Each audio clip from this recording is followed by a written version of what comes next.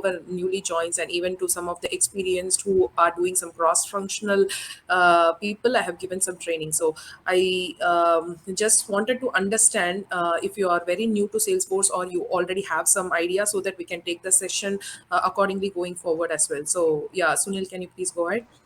Yeah, I'm very new to this Salesforce. I don't know anything about the Salesforce. Okay, I'm okay, from MBA background. okay, Sunil, understood. And what about Soumya? Yeah, I'm also absolutely new to Salesforce. I work in a Okay. different background. Oh, okay, no worries. So definitely, I will take you through a few of the, as it is a demo session, I will give you some overview how it looks Salesforce, and what are the things that we can see in Salesforce, and how it behaves. So maybe definitely as the session progress, you will definitely get some idea. And please feel free to ask anything if you are unclear or needs any more explanation on that. Okay. Okay. Yeah, Yeah. thank you.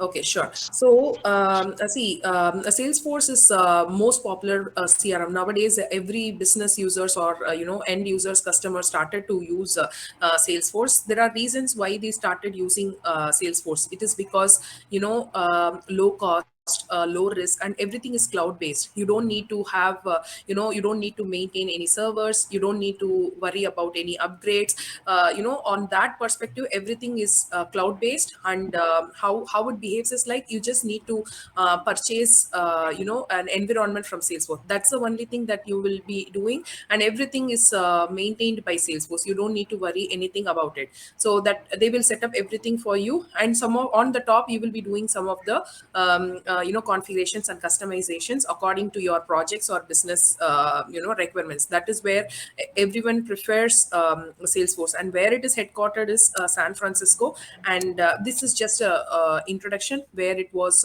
founded by Mark Benoit and Parker Harris. And how it behaves is like, as I said, it's completely a remote server. It works on a cloud based kind of, right? So it behaves in a multi-tenant architecture. So as I progress, I will explain what is a multi-tenant architecture, and what are the different benefits out of having multi-tenant architecture. So on the next slide, if you see what is cloud computing. So cloud computing is nothing but, we say Salesforce as a cloud computing. It makes use of a process called cloud computing, because why we say so is like, as I said, it just uses the remote server to store, manage, and process the data, rather than having a local server or personal computer. So you are not installing anywhere, no installation, nothing. It's just everything on the cloud, and it is very easy on the end user perspective. You don't to install any softwares or anything on your computer. It just you just need a laptop, and you just need an internet. That's the only thing that you need for working on Salesforce. So we say it as like, it uses remote servers to store, manage, and process the data, rather than having or storing anything on your local server or computer. And this is just two different concepts. Like working on the cloud computing, we have something called a vendor side and the client side. What is a vendor side? So when a software is app is getting delivered on the cloud, we say them as a vendor side. And when it is accessible via the cloud, we say it as a client side. So these are a few basic concepts to understand, what is a client side, what is a vendor side. So when we are building some app on the cloud, and it is delivered via the cloud, we say it as a vendor. And when it is accessible, when you are trying to access anything via it, it is called as a client side. So these are some general concepts, just to understand what it is all about, some definitions, I would say. So, as I said, Salesforce is a cloud computing platform which provides a service in two formats, like a software as a service and a platform as a service. What is a software as a service? See, when you are building everything, when you're delivering that product or app on the top of a Salesforce, we say it as software as a service. And when it is building on that Salesforce, we say it behaves like a platform as a service. So to differentiate, I would give you an example where, if you are building some analytics or reports or dashboard with the help of the Salesforce, we say we are delivering a product as a software as a service. And when you are storing some data, and when you are having a database, it behaves both. It behaves both software as a service and platform as a service. And when you are using AI, Einstein, or Internet of Things, that time you're showing something to the end user. That time it behaves as a software as a service. And when you are storing some data about the customers, or some contacts information, those things, it behaves as a platform as a service. So in general, how we say is like Salesforce behaves in both the ways, right? And yeah, as I explained before, we have something called multi-tenant architecture. What is that multi-tenant architecture? So there will be just one server instance. Say suppose there are different multiple clients, so every client doesn't need a server to maintain it. So you just need one server maintenance. Just think of like how a house is constructed, and in between houses there are walls where each people can reside into that particular room. The same behavior, it is like a multi-tenant architecture. You just need one server instance where everyone can have those data store. You don't need to worry about data breaching and data security, because everything Salesforce handles it via making sure you have all these security, and every security is being ensured. So how that behaves is like it's just a one server instance which is shared by the multiple clients. And by having this kind of setup, it is economical, and the maintenance cost is less. And also a vendor just need to update one application, all the things will get automatically updated. You don't need to update individually. You just need to update once, where everything, even though it's shared, everything gets updated. So it means that single database, it is occupied, but it is on the kind of, just think of like a layers. So it is just a single database where it's stored multiple clients data, different layers of the data is stored, and they ensure that no one can see others data by, as I said, by following some of the sharings. So as I said, sharing rules will be enforced by the governor level. So by having all these set up, that is one of the best benefit of having Salesforce. So by having that, they make sure you don't need to spend too much on it. So they ensure that even the data is secured, and even you are paying less low cost, and there is no required of maintenance. And the next thing is like why we are using the Salesforce CRM. So what is the actual purpose of using Salesforce? So this Salesforce CRM is used to manage some of the organization interactions, like what it is. So with the help of Salesforce, once you set up the Salesforce, you can directly call to customers with the phone call. But on the top of the Salesforce, you have to deploy some of the things. So I'm not get into detail now, but I will just giving you a high level where you can make a phone calls from the Salesforce, and then you can schedule some meetings from Salesforce. You can send emails from Salesforce, and you can also integrate with some of the social medias like Facebook, LinkedIn. You can pass to and forth the information from Salesforce to other social medias. So by having this, your business, they can leverage it, and they can use Salesforce extensively. So they can direct with by setting up a Salesforce, and they want to call a customer. They don't need to and all your data of that contact information is stored already in Salesforce. They can just dial in, so that it contacts directly from Salesforce to that person. And from there, you don't need to get into Outlook to schedule separate a meeting to get a follow-up. So you can, with the help of Salesforce, you can directly schedule meetings. And from the Salesforce itself, you can send out an email. You don't need to separately log in for Outlook, send out a follow-up. Those things doesn't need to be followed. And even with the social media, if you want to send a kind of WhatsApp messages, or some kind of post on the LinkedIn from the Salesforce, with the help of integration, it can also just send it directly. So just think of like one spot. Salesforce is one spot where it can interact with different things.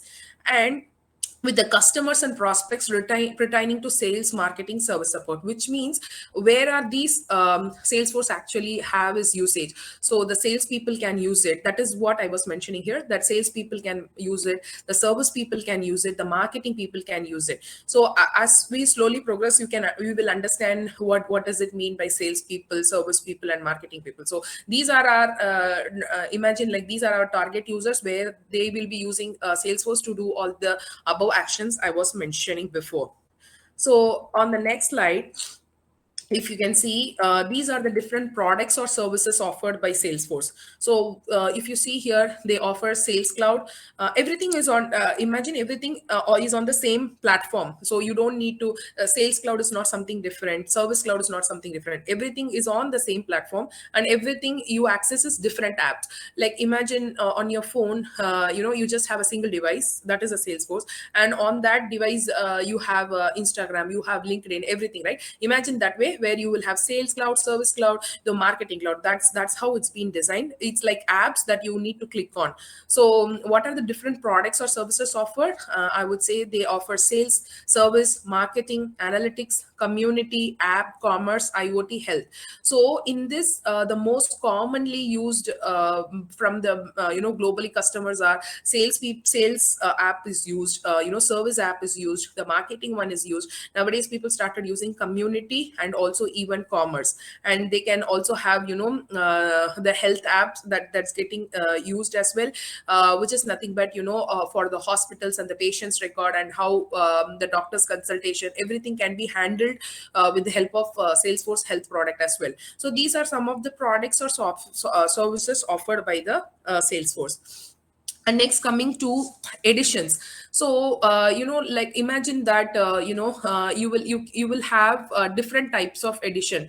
Like if you are a very big customer, if you have a complex requirements, you have like more than 500 users, right? A business will require a kind of edition of a Salesforce. And imagine there is a small business unit where there are just 10 number of users going to use Salesforce. So you don't need to end up buying the bigger one. Rather, you can, according to your business, you can buy a smaller edition in Salesforce. That is where we have categorized that Salesforce comes up with all these different editions, which is Contact Manager Edition, Group Edition, Developer, Personal, Professional, Enterprise, Unlimited, Performance, and Database.com edition. All these you don't need to know, but the most commonly used editions are the Unlimited editions, the Enterprise edition, and Developer edition. But all the rest, all it depends upon your business how they wanted to really use. But most commonly used editions are the Developer one, the Enterprise, and Unlimited. Okay, I'll just gonna concentrate what is the difference between these two. The Developer edition is completely free. You can just create a new developer sandbox for yourself, and you can start doing some hands-on on it. So they come for free. You can set it up by yourself. I will show in a moment that you don't need to worry about contacting anyone from Salesforce support or anything. This is entirely free, and it is just a click on a URL. You will enter up some details, and you will start straight away. You can start using it. The other edition is like Enterprise edition, where it is mostly used by small medium enterprises, as I said, where there are number of users are minimal, not a very high number. The Unlimited edition, as I said, large number of users. So but what is the main difference between these three is like you can deploy, there is no user limitation on these Unlimited. There is no you can set up number of fields. There are limitations, like 500 fields can be set up, some objects can, some 500 n number of objects can be set up. But if you compare Enterprise edition, you can set up only like 50 objects, and some certain restrictions on the fields and those things.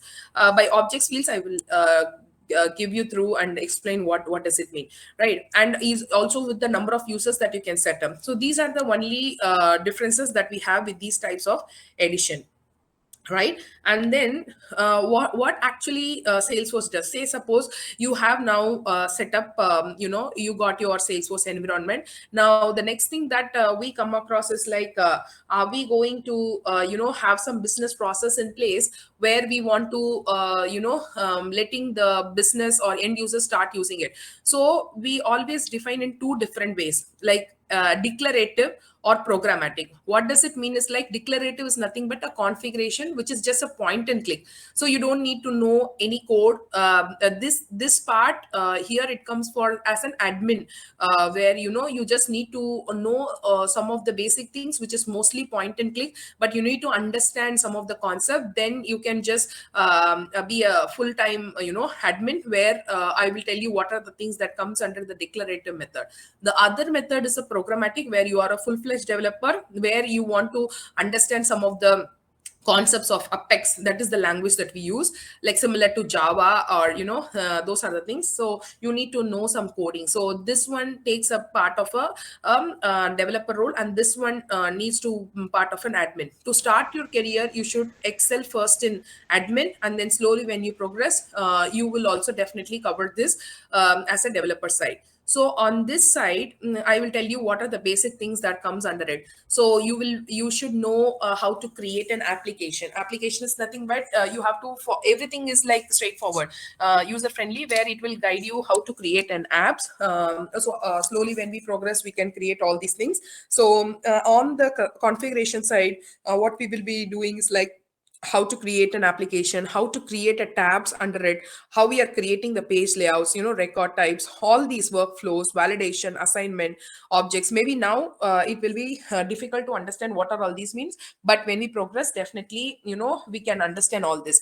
So these, just understand that all these comes under a point and click, where you are just following some navigations of screen, next screens, where it will definitely create all these things. And what do you mean by programmatic is like, you have to know some of the concepts of Apex language. So visual force pages, on the top of it there is a lighting web component which is being introduced, designing all these user interfaces.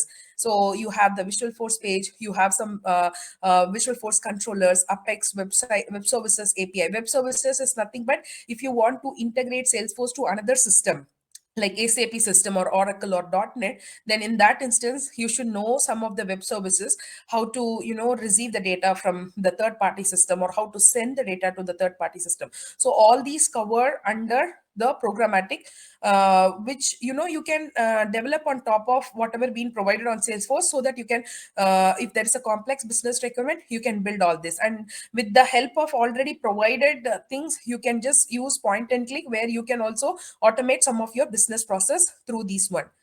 And then next one, yes, this is something kind of, you need to understand what are some of the objects, or data models that we have in Salesforce. So if you are familiar with SQL, just imagine this way. So you have a table, right? A table is nothing but where it is used to store the data, and then you will have different columns, where those columns, we say it as a fields.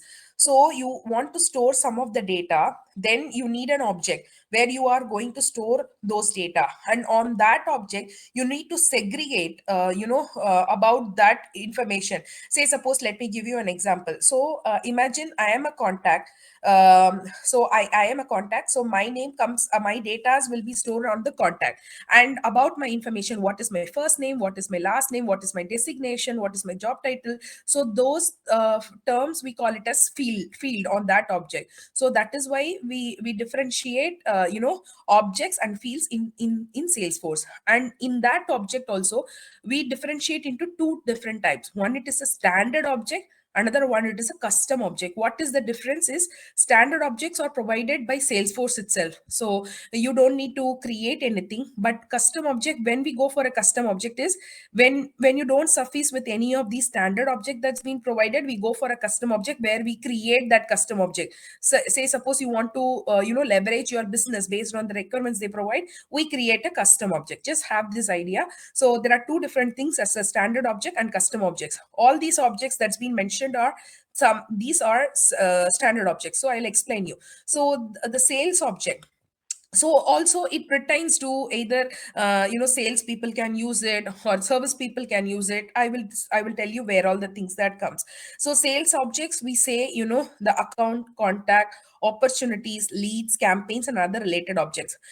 There is another slide where I will explain you in detail, like what are these objects mean. For now, just imagine that the sales objects are, you have an account, contacts, opportunities, lead, campaign, and other related objects. Maybe I'll explain you just going there, and then I will come on to the slide, so that it will be more in detail. Just take a look of this slide. I will explain you what it means.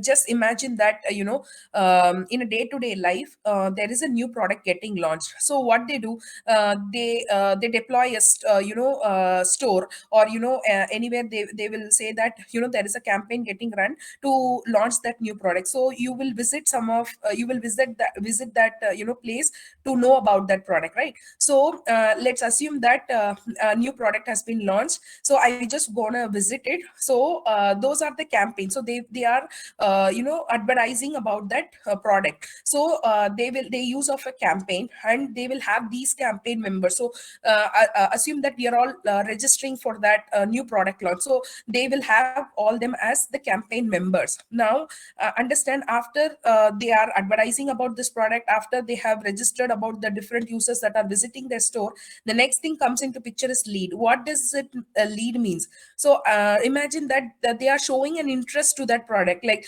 they really want to know the new exciting features that the product is going to help for them. So we whoever shows the interest, they are taking it to the next level. Imagine that way, where we call it as lead. Okay, after lead, imagine that now he's the customer is really interested, and he is really going to go for that product to buy it. Assume that way. So we convert until lead, they are still in confusion whether they will go or may not. They can drop even. We set them as lost, like they are no more interested about the product, so we set them as lost. But if that the user is really interested to go forward, we convert that lead into account, contact, and opportunity. So what does it mean, like account, contact, opportunity? Imagine that a big company has shown interest to that new product, so we set them as accounts. Assume that Apple account, we will set them as as our one of the customer. And under that account, you will have multiple contacts. Imagine that on the Apple organization, there are different contacts under that Apple. As a, we will set it like a VP, and under VP there is a subordinate, like sales manager, or sales lead, kind of. You will set it up, those people as the contact with the designation. And where comes the picture of opportunities? Like, we actually want to know about the revenue getting generated because of that customer. Say suppose he is buying not only one product, but he is showing interest to buy 100 products, and you are getting a revenue of $100 million out of it. All these revenue informations are getting calculated under these opportunity, right? So all these, until I explain, these comes under the sales side. All these is like similar to sales side, right? So this campaign, and beyond campaign, those comes under a marketing. But from the lead, contact, account, opportunity, those are purely your sales side.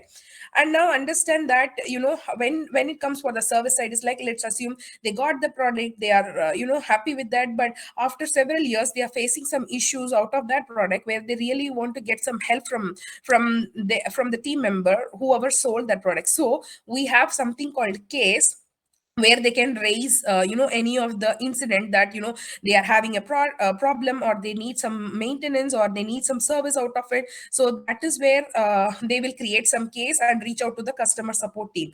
Or I will explain you in detail. So that is where comes into picture of the service or support. This is the case, and this block entirely is independent. What does it say is like, you will deploy the users, so they need some login, right?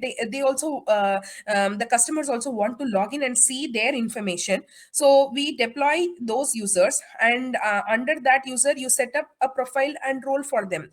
What does it mean is like, you cannot have everything on the flat structure, right? You will have something as a VP, and then we will have something as a sales lead. Under that you will have some team lead, kind of project people. So you will have that way. So you will set up some roles, and imagine a kind of tree structure they will perform. And ignore for these group members and group, this will come where the case needs to be routed out to a group of people. That is a different scenario. Now, getting back to the older slide, that is what it was explained. Here, the sales objects, as I mentioned, includes accounts, contacts, opportunities, leads, and other related objects. And then you have something called task and event object. What does it mean is like, say suppose you need to schedule some meeting for to discuss about the business or discuss about your next forecast to buy a product, or are you or is all salespeople doing good about their performance. Then you need to schedule some meetings to them. Then you will use an event object to schedule some meeting, as I mentioned before. And there is a something called task, where you will create a task and assign to that the particular recipient to take some action. Like you are asking one of the user, like creating a task and assigning to him, asking to the opportunity is idle for a long, go and follow up with the customer if that is going to be lost, or it's going to take some it's going to be it's idle for long. So what is the next action? So create a task to that sale people and then assign to it. So we can also create some task and assign to it. And the next one, as I said, there is a something called support objects, which is nothing but the cases. As I explained, you need some service to the product that you bought, that is comes under the cases. And what does it the solution means? If you buy a product also, you will have certain things called FAQs, that you don't need to contact every customer, I mean every support team for each and small things, right? You can do some self-help to yourself by giving a solution. Like we write some FAQs, right? Like if this is not happening, just press this button, then it will restart, or some kind of self-help to them. That is where we use this solution object, where we will create the solution for the commonly occurred problems. And then we have something called a document note and attachment objects. Imagine that here you can attach any confidential documents or the normal documents for that account, or any of the objects that I mentioned before. And you imagine that you have some images of any of the property, that those kind of information that can be stored, or you are taking some notes after a meeting and you are attaching to that account, so that next time when you are going for the next one, you want to recollect like what has happened. So you can create some notes from that. And that is where you have all these kind of objects, where individually everything has its own purpose. And as I said before, the user and profile object, you will deploy certain users and you will assign them certain profile. Like you have to segregate, right? Like sales people, they fall under like sales profile. Service side of people, they fall under service side. And marketing people, that way you'd segregate based on the profile. And what is this? Something called record type objects, right? So now imagine that you have deployed the users, you have set them the roles, profiles, everything are all set. Now you have this business process, right? Like let's assume that this way, you are buying a product. So you will have a hardware product and a software product. Imagine that way. So if I'm buying a laptop, that is a kind of a hardware. And if I'm buying a software to that laptop, purchasing a software to it, so it comes under a software. So I need to segregate the business process, where for the hardware to fix a problem, I need 15 days to solve that issue. And if I purchase a software and it's getting delayed to deliver, that follows a different process. Or we call it as like entitlement, where we need to segregate the business process. There comes the picture of the record type, and it includes like page layouts as well. Page layout in the sense, the UI, the user interface, will be different for entering the information about the hardware details. And for the software, it is little different, right? So with the help of segregating the business objective, we go for this record type objects. The other one, products and schedule objects, includes opportunities. As I said, how much revenues are getting generated out of it, we have the opportunities. And the product is nothing but you don't only need to sell laptop, right? Apart from laptop, there will be multiple products. Like imagine that you have a cable to it. Imagine that you have some additional phone and so on. So those are categorized as the products under the opportunity products. And schedules is just kind of a scheduling some of the events. So this is not no longer used. But the other thing is like you have the sharing and team selling object. As I said before, imagine that I have a setup an Apple account, which is a very high customer, where it is run by a large number of users. So you will set up under that account different account teams. So you will not end up having only one person handling that team, right? So there will be like n number of team members who will work on that account, or who will see what are the different things that can be done for that account. So you will set up some of the account teams under that. We call it as sales team. Like opportunity, under that opportunity opportunity also, imagine that you have the n number of users working on that opportunity, then we set up these opportunity teams. And what do you mean by sharing objects is like, say suppose you have two competitors where Apple is set up and another one is Samsung. They don't want to see each other's data, right? So in that instance, we will enforce the sharing, where we will write some of the business process to make sure no one is seeing each one's data. So that is where we deploy these kind of sharing objects, sharing thing. And the next comes a territory management. These are rarely used because somewhere if it's again, if it's going to be a very global customer, and if you want to differentiate, like if it's going to be EMEA, APAC, and so on, we have these territory segregations where we will set up the territory where they one can't see the others one. We can set up that way. Or if they are open to see it, yes, they can see, but you will segregate the users based on the territories they are working on. The other one, it is like the process object. We call it as process object.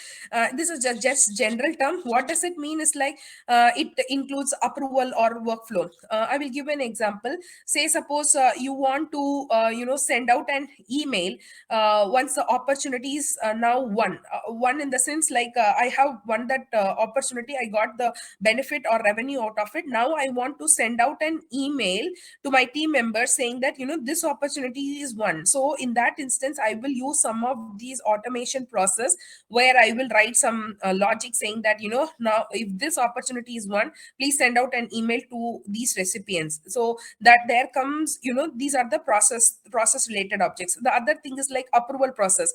Say suppose I am increasing the revenue, and I simply cannot increase it. Instead, it should shoot out an approval to my boss asking for if the revenue can be increased from $1,000 to $5,000, and once he approves, only the amounts get reflected. Those kind of automations or approvals that can be done, we refer it as a process object. And what is the content object? As I said before, you are writing some of the knowledge articles, like as I said before, some of the self-help or FAQs, like where the users can help themselves to know. We will write a kind of paragraph saying for this problem what should be the solution. So you write all these explaining by step explaining what needs to be done to the user. We all these gets covered under the content object. And the other last one, it is, we call it as like a Salesforce chatter object. So where the account team members, assume that you have n number of teams where they can collaborate with each other, like instant messages we do within to our friends, right? The same way, when they want to collaborate with each other, they can use a chatter kind of messaging, Facebook messaging, where they can get to know about the the updates to themselves. They can do that. And also on the top of the account, they can feel that we went for this meeting, all this has happened, the next step will be like this. So they can making sure they are informing to the other team members. So these are a basic overview of the different data models that persist in Salesforce. So as I explained, this is nothing but just an overview on that. The next thing is like for sure, when we keep on learning things, we definitely don't get that idea. But when we definitely dig in and learn, then definitely we'll get master out of it. That's where this thing. Now next, moving on, this is the first step to get into Salesforce. So you have to get into this URL where you will be mentioning your first name, last name, email, company, and you will just click on that. And when you click on sign me up, I'm not going to sign up now, but I will you can try from your end. But right now, as it is a demo, I'm just showing you. But going forward, we will have all these demo, but I will show you just on the existing platform how it looks. Okay, so you have to just enter into this URL, and you have to fill in all these details. And once you fill in and sign me up, an email is received. On that email, there will be a link. Click on that link and set your password. That's all done. When you are done, you can just start using your developer edition, which will look like this. I will just show you.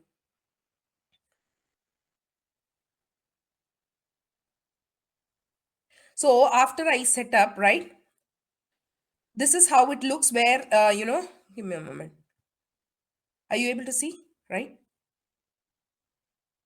Yes, yes, able to see. Yeah, so follow that link and set up yourself, give your an email address, send it, sign yourself, and then once you sign up, and it will ask for to setting up your password. Once you set up, you will similarly you will end up having your developer edition for free, and you can just go ahead and use it. So as I said here, I will show you that this is nothing but a kind of apps that you can see. So here you will, I mean, here you will have different process as we are using for our different business. So you will have something called sales service. You will have different types of apps. This is what we call it as apps. So sales app, service app, marketing app. So these are different types of app, and when you click on that app, it will take you there. Okay, so I will get into back to my this one. Okay, now I'm just giving you some personal information. So as you see here, there are two different apps that you can see.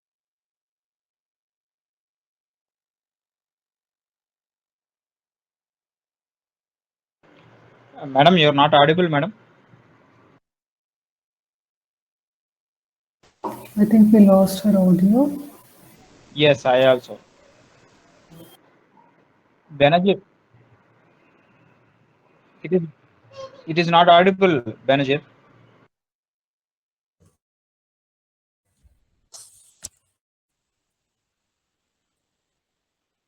hello. Yes, Now Yeah, sorry, audible. lost you in yes, between. ma'am, you Sorry. are audible. Yeah, give me a moment. Okay. Yeah. So what I was explaining before was, previously Salesforce was used in classic mode, which I will show you. If you give switch to Salesforce Classic, it will give you that classic mode. So this is how it was previously. Maybe like they got introduced like 3 to 4 years before. They got this lightning version, which is the newer version, but this is the classic mode. And if you want to switch back, this is what people start to use now, lightning mode. So this is where a new enhanced version, user friendly, where they can easily do some action. But there are two different modes. It's not wrong to use classic one as well. So you can do perform both the actions in both the places, but the only difference is like the viewing purpose is different. So you will have the classic mode as well as the lightning mode.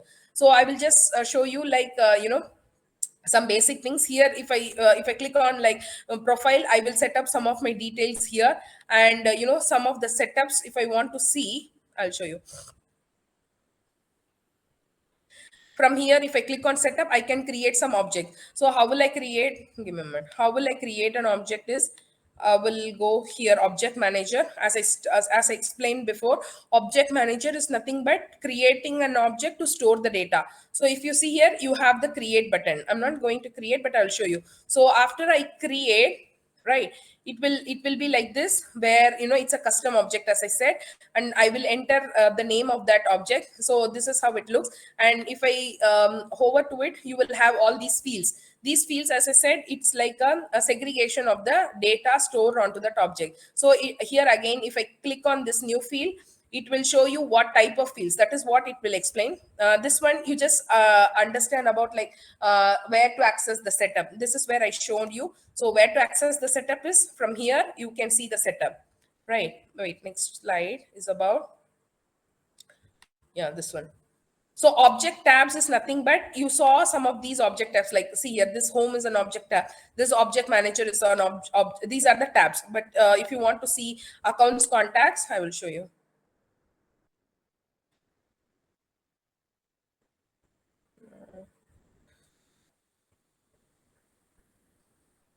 Simply I'm showing you. So these are the different tabs, like the leads. You can set it up based on your preference, like how it needed, what are the to be displayed. And these are, we call it as tabs. And I will explain you. Say suppose I'm getting into the lead, I want to show how that page looks like. you will have something called the list views, where you can see you can create on your own, like you can set up, like I just want to see my open leads, I want to see my qualified leads, or I want to see the all leads. Now here it displays all these can be set up by yourself easily by clicking new, and you can set up the all these list views. Later we'll cover all this, but here what it displays is like recently viewed lead. So if I just get into that, the next information it comes is like the details of that lead. So if you see what is the name of that lead, who's owning that lead, what is the company of that lead, who's the department, and the related, as I said, if there is any task or events or some campaign history to that lead. So all these ignore, this is based on the business that we have, but this is in general. This is how all these can be configured by ourselves. I can set it up that I just want to display the details and related. You can just ignore all this, and you have all these progress bar that can be set up by yourself to show where the lead actually stands now. Is it open, or is it converted to account and contact opportunity? So, or it's unqualified, like as I said, the lead is no more interested, where it stopped there itself, or no interest, something like that. So all these setting ups are based on the business that you have. And just to give you an overview, this is the nothing but the detail page where you will see all these lead information. That is what here it was explained. If you see this list views that I showed you before, this is on the classic mode. If you want even to show on the classic mode, I'll show you. But mostly we started using, you can use both classic and lightning. But if you are familiar or if you are so confident in using lightning, definitely yes. But it's not wrong to use the classic mode. So you can see here again, these are the list views that you can, if I click on all leads, it will take me there and show all different leads that I have. And if you see here the recent items that I have access, it will keep on showing me here. And if these are all based on the business they have, like if I want to see any of these links directly rather than navigating pages, they can set it up here. And you have something called recycle bin, where it will keep on storing all the records or details that you deleted, and you can access it for the 15 days, and after 15 days it gets completely wiped off. So this is nothing but a list view, as I was showing here. You can show these details, and you can configure all these columns, like how it can be, what are the things that I don't need to display all the things, but I need only certain key informations to be displayed. Even that can be done, and we'll explain you when we do the further classes. And as I said, this is nothing but the detail page. So when I click on any of these detail of that lead, it will show me the information, what is the name. This we call it as a lead page. Okay. And okay, this is in general something to know.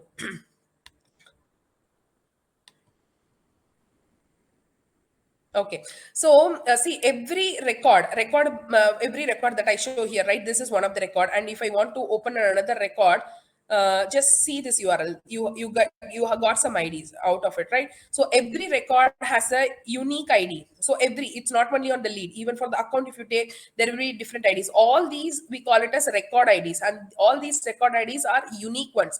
So they never repeated. If you if suppose there are like 10,000 records, consolidating lead, contacts, accounts, everything, then definitely all those IDs are unique. There will be never repetitive ones. That is what here it says, this record ID is unique. And always you see here, like this one is a domain name. I will explain you. See here, always it will be like this URL. After you set up your developer edition, you can see https na6.salesforce.com / this one.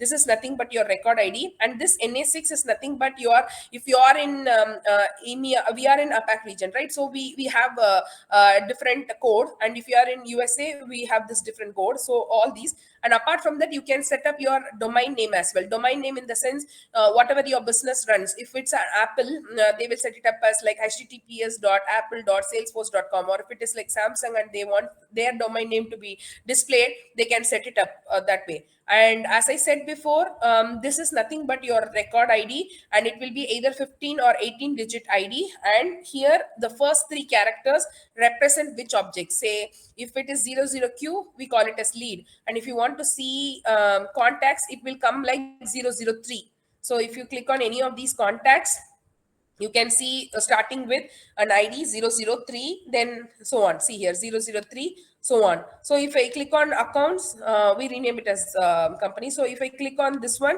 there will be 001. So all these are the starting represents which objects they belongs to.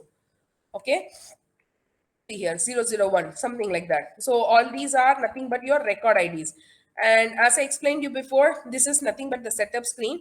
And there is something called schema builder. What this schema builder represents is like I can go to schema builder to know what are the objects that I have and how they are related to. So how will I go is like, I'll just quickly show you. Go to setup, and here if you search for schema builder, if you click on that, it will show you a kind of it will take little time as there are involved number of objects, but it will show you a page similar to this one where you can see account information. Okay, what are the different fields that we have in account, this, then contact information, then what are the informations that we have, different fields that we have on contact, and how account and contact are related. So account is nothing but we say it as a parent, and on that parent we have multiple childs as a contact. So I will explain you when I go further. That is my next slide going to be. So this schema builder, you can see this way. Okay, this is one object, this is one object, like table. Imagine this is one table, this is one table, this is one table, and these are different fields that we have. So the schema builder actually help us to see the different objects that's been set up on your org, right? Okay, then next slide is all about what are the different field data types that you can create. I showed you an object, I showed you how I'm creating a I'll show you. Say suppose on the contact, if I want to create a field, go under contacts, click on fields. Imagine that I'm going to create a new field. So there is a new button, just click on new and just enter the basic information. Like, see here, these are the different data types that the Salesforce provide itself.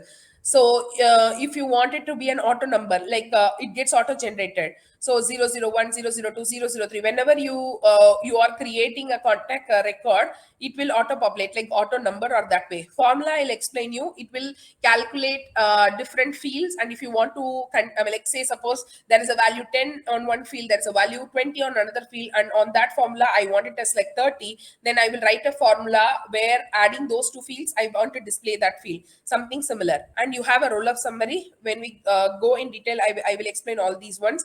But in basic things, understand, there are checkbox. Like if you want to say, is a male or female, that goes with the checkbox. The currency, what currency it belongs to, then date. Say suppose I want to capture some date out of that record. It's a date, time, email. These are basic things. Geolocation is nothing but an address where the latitude, longitude, the number.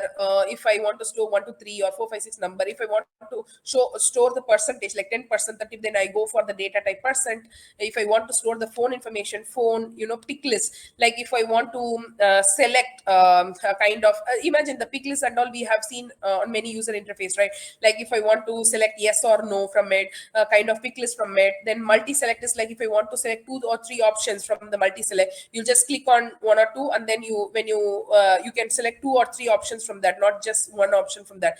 Text is nothing but storing a combination of letters and numbers. If I want to say ABC 1 2 3, then I create a text field, and you have a limitation storing up to 255 characters. And you have text area again, where you can separate in different lines. You cannot just enter everything on a single line, but you can separate lines you can enter. And text area long is like if you want to keep on typing more information on that particular field, you go for text area long.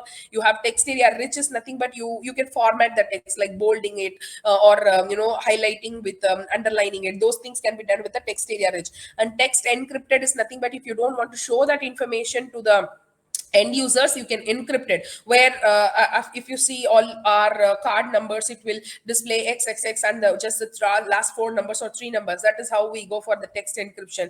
And the time, if you want to store some time information, you can go for time. And URL, again, if it's going to be hyperlink, where you will click that hyperlink, from there you can navigate to the other pages. So these are basic different information of the field data types that we have.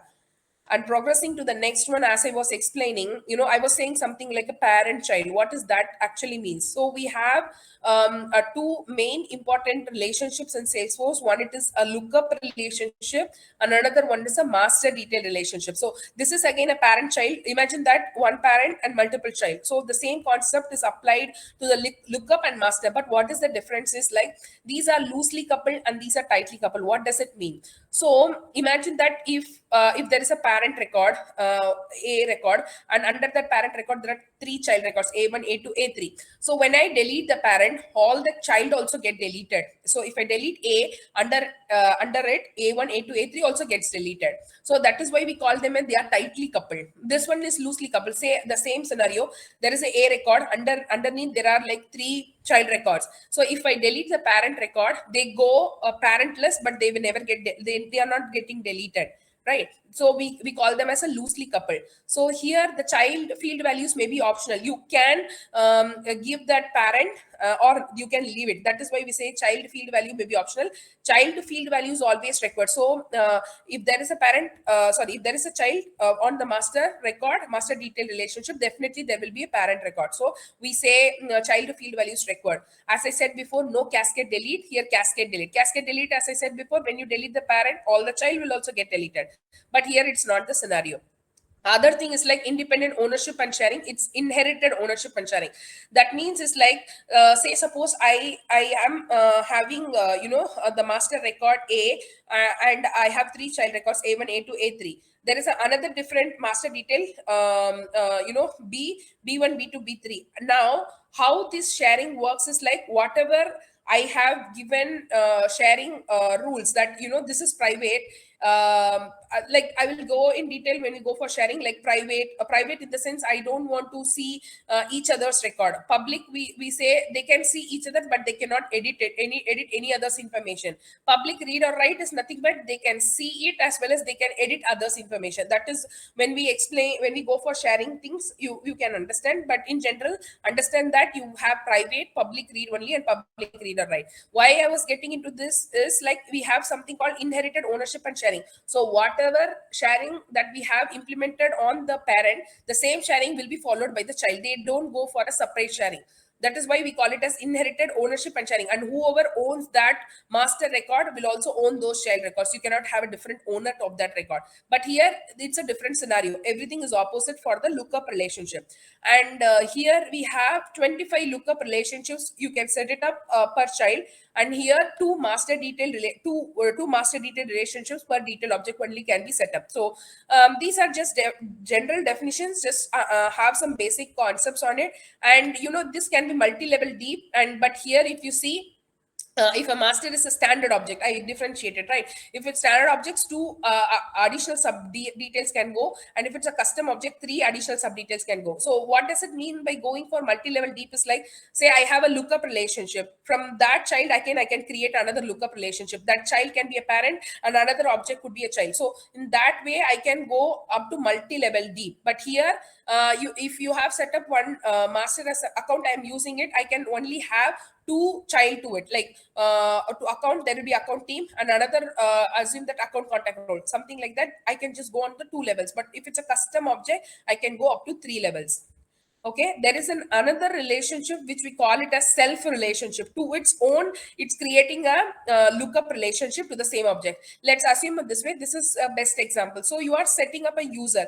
On that user, you again need to feed the information about that manager, who's going to be the manager for that user, which is again a user, right? So in that instance, we go for a self lookup, because you already would have created another manager who is again a user. So you want to create a self lookup where you will feed that information, which is another self lookup relationship to the user. So we call it as like self relationship. And another type of relationship is many to many relationship, where you will have multiple parents and many parents and many child. So it's not necessary just for one parent, there will be multiple child records. So there will be many parents and many child. And how this can be achieved is with the help of junction object. Junction object is like you will have an intermediate object, and this intermediate object will be connected connected to multiple parent and multiple child. So that is where we call it as like a junction object. So a junction object is a custom object with two master child relationships. So this will help us to have many to many relationship, like many parents will have many child, kind of, right? And then the last one is like these are the custom tabs, like I showed you, right? Like how are these tabs are getting set it up. I will show you, like you can set it up some custom tabs that you can create some custom tabs, and you can also create some web tabs. Say suppose I want to navigate from Salesforce to the Google, so I can create here a kind of Google tab. When I click on that Google tab, it will take me to the Google URL. So I can I can set it up some of the web tabs as well, which is just point and click. Because of time, I'm not showing you all this, but I will explain you when we go progress. But this is how we create some of the web tabs and the custom object tabs. The last one, it is on the instance type. So what is this instance type means? Even when you are from from different language or anything, you would have definitely come across, we go for system integration testing, we come across the user acceptance testing. Say suppose the business has given some requirement to you where you are going to build it. So how you start is like you will start building in your development environment, which a company will definitely provide. So you will start writing some of the logic. Then what you will do from your end, you will test it, that is it behaving the way they wanted. Then yes, if it is getting passed, you need to progress to the next environment. That is where what environment we call it as like a sandbox environment. Say suppose it will like SIT box, we say it as system integration testing, right? So after you build your requirement, you will pass or you will deploy the changes from the developer instance to another instance, which we call it a sandbox. Now that sandbox will not only have your information but also have your existing logics or existing business process. So there they will do all these kind of system integration testing, and once that system integration testing also passes, they progress to the next environment, which we call it as UAT, which is nothing but a unit acceptance testing. So this unit acceptance testing, again we call it a sandbox environment. So once they ensure that all these testings are done and all looking good, then only we progress to the production environment. Just imagine that they just provide one box. From that one box you have all these different instances, like the developer box, the SIT box or sandbox environment, UAT box, again the sandbox environment, and finally comes into production where you will deploy all these changes from the sandbox to production environment. So that is how we are classifying the instances, or how we develop a requirement and how we progress for different environments. These will cover under going from one environment to another environment, and we have all these automation process how we are moving through. But this is how it normally works. Like you will build it in developer box, and then once it passes, it will keep on deploying to relevant different sandboxes, and finally it will go to production where the end users have the access to the production and they start using it. So I think this is a pretty much overview of an high level, and also it gives you an idea what is Salesforce, what are the different concepts that is available in Salesforce. I hope it is really helpful for you to understand the different concepts that we have in Salesforce. And I would recommend definitely create some developer edition, free developer edition, which can be just this way. See here, go to developer.salesforce.com. I will show you. Just click on sign up and you enter all this information, your first name, last name, given your email address. This is all just if you're an administrator, click on administrator. If you have any company, register it, to which country you belong to, your postal code, and give you an username. Username can be anything. Say suppose I'm giving my first name and last name, so I can give you simply benazir.amir at dev.com, something like this. You can give your any format it could be, and then once you enter all these information, you can just sign me up. Once you sign me up, to whatever the email address that you have mentioned here, it will shoot out an email, and from there on you have to click that, and it will take you setting up your password. So you have to set the password and start using it, where you will see this kind of similar sandbox. And yeah, just start look through how it looks, just understand some of the basic things that I've explained. When we progress, definitely I think I will take you deeply every content, how to create objects, how to create app, everything. But for now, since I wanted to give you an overview, I have given, and I hope it will be helpful for you. So any more questions or anything that needs clarification, please let me know. How many months course is this one? See, it purely depends on. So this one definitely covering up an admin and developer. It will take around like 1.5 to 2 months. And it also depends on the number of hours that we cover. So the maximum hours that we are planning is like 1 to 2 hours. So it could be mostly on the weekends. So based on that, it will go for 1.5 to 2 months. But definitely, if we are speeding up, and if you are also coping up really fast, then I think it could be little early as well. I mean, how about the lightning concepts? Will they be covered? Yeah, definitely. As it is going to be, everything on the lightning, I will definitely show you in lightning only, like how to create, what to do with the lightning. But just on that note, I was showing was like there are two different things that needs to be aware of as well. So lightning, we will show you like how it looks in the lightning, and what are the things that you can do on the lightning. As I understand, every customer started using lightning mode only, so definitely there will be on the lightning only. Yeah, they also say something lightning web component. They Yes. build lightning. Okay. Yeah, so we will cover some of the basic course snippets on it, like what it is, how it is, so that you have to do some of the trial heads from there on, so that we will definitely explain you how it behaves. You will get some knowledge or insight about it, and then from there on, when you start self read yourself some of the things with the help of trial heads that we share, definitely you can build a small simpler logic components with the help of lightning web components as well. Okay. Yeah. Okay.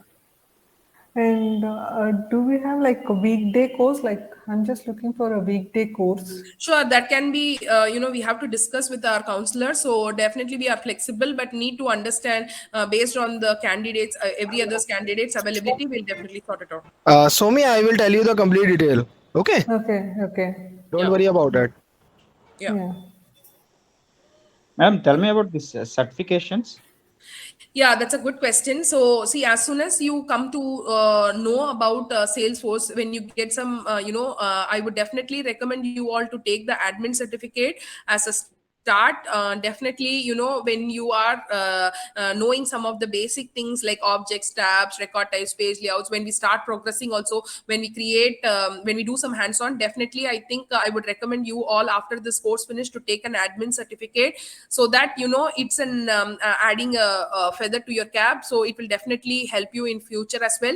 That is where little knowledge, self help, and also from your end, getting prep for your certification. When you really got to know the concepts, then I think I would ask you to start with an admin certificate. So once you are done with the admin certificate, there is another certificate which covers on sales cloud, service cloud, but it purely depends on how you are progressing with Salesforce, and what projects you are getting involved to work on. So for the initial start, I will definitely recommend you all to take the admin certificate after the course getting finished, so that you will definitely get some idea how these questions looks like. And if you want me to give you an idea, there will be a 60 questions in the certificates, in the certificate of admin, and I think you got time of 2 hours, I think, and there is no negative marking, but make sure you answer, and I think there is a minimum pass level which is I don't remember recently, but I think there is a minimum pass level of 75 percentage, where you have to score out of 60 questions. So that is where it is, but definitely as a start, I would recommend you to all to take that admin certificate. Okay. There are different modules, right, in Salesforce also. So Yes, each like as I mod. said, yeah.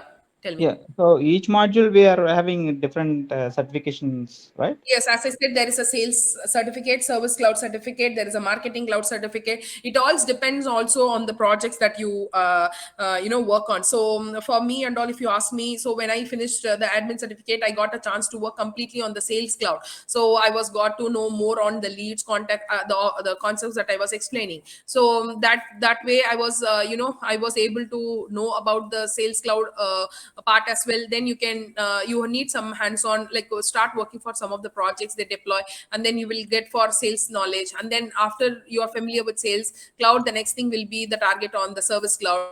That is how where you need some project apart from the knowledge that we deliver, apart from the trailheads that you see. I would recommend start working on some of the projects as well, so that definitely it will help you on passing those certs. Okay. Yeah. That's fine, ma'am. Thank you. Yeah. Yeah, all right. So, anything more from my end? No, ma'am. No, from my side. All good. Soumya, from your side? No, I think I'm all good. Okay, okay. Then all right. Thanks for your time, and thanks for cooperating with me as well. Please reach out to the counselors for any more further details. Yeah, yeah, sure. Thank you. Thank you All for good. your time. Thank you so Thank, much. thank Thank you, you. ma'am. Thank you. Bye. Thank you. Bye.